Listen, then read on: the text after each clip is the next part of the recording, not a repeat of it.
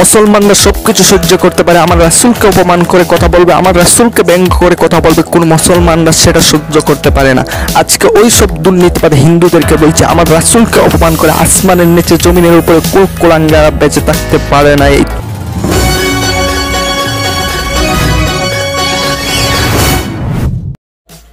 ভারত ত্রিপুরায় আমাদের সংখ্যালঘু মুসলমান ভাইদের উপর অত্যাচার করা হচ্ছে, তাদের উপর নির্যাতন করা হচ্ছে, এমনকি তাদের ঘর বাড়ি ভাঙচুর করা হচ্ছে, মসজিদ ভাঙচুর করা হচ্ছে, মসজিদ আগুন দিয়ে জ্বালিয়ে দেওয়া হচ্ছে, কোরআনকে জ্বালিয়ে দেওয়া হচ্ছে, আমাদের মুহাম্মদ সাল্লাল্লাহু আলাইহি সাল্লামকে ব্যঙ্গ করা হচ্ছে। দেখেন মুসলমানদের বাড়ি ঘর ভাঙচুর করা হচ্ছে।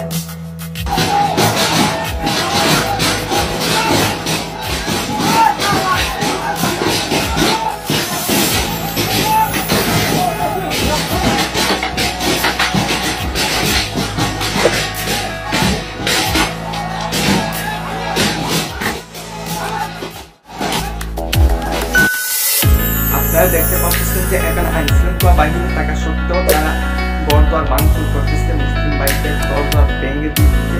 আমাদের আইন শৃঙ্খলা বাহিনী কোন পদক্ষেপ নেই, তারা এখানে দাঁড়িয়ে দাঁড়িয়ে দেখছে এবং তাদেরকে আটকাচ্ছে না। আজকে মসজিদগুলো ভেঙে দিয়েছে, দেখেন মসজিদগুলো কিভাবে নির্মমভাবে ভেঙে দিয়েছে। এই যে কষ্টগুলো আপনি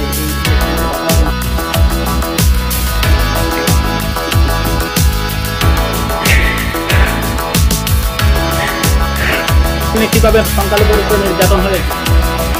আমাদের চামচিন্দার মসজিদের অবস্থা খুব বেহাল অবস্থা। আমাদের মসজিদের আগে মাতুক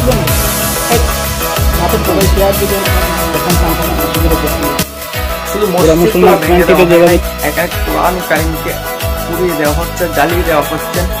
আজকে এইসব বিষয় নিয়ে কোনো মিডিয়া, কোনো সাংবাদিক কথা বলছে না। আজকে অনেকেই কুমিল্লার ঘটনাকে কেন্দ্র করে অনেকেই অনেক ফেসবুকে স্ট্যাটাস দিয়েছেন এবং অনেক কথা বলেছেন, লাইভে এসে কথা বলেছেন।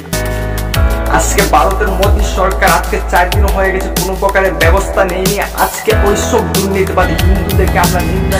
মুসলমানরা সবকিছু সহ্য করতে পারে, আমার রাসূলকে অপমান করে কথা বলবে, আমার রাসূলকে ব্যঙ্গ করে কথা বলবে, কোন মুসলমানরা সেটা সহ্য করতে পারে না। আজকে ওই সব দুর্নীতিবাদী হিন্দুদেরকে বলছে আমার রাসূলকে অপমান করে আসমানের নিচে জমিনের উপরে কুলাঙ্গারা বেঁচে থাকতে পারে না, এই তোমরাও থাকতে পারবে।